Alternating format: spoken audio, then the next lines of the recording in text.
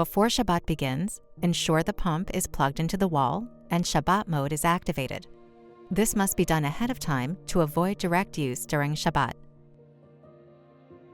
To enable Shabbat mode, turn on your pump and press the mode button to select your desired suction mode and strength.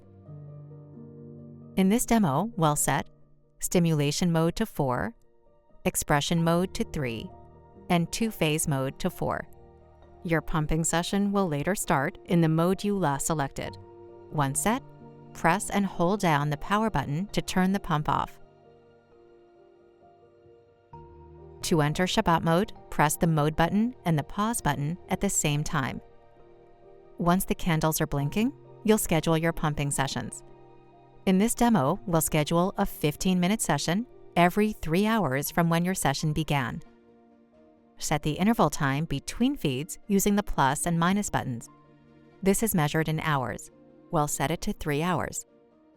Press the mode button to set the duration of each session using the same buttons. This is measured in minutes. We'll set it to 15 minutes. Press the power button one last time to start the countdown to your first pumping session. Here it shows 2 for 2 hours and 59 minutes.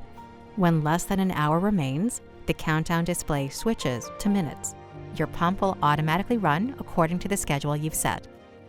To ensure compliance, remember these key rules when pumping on Shabbat.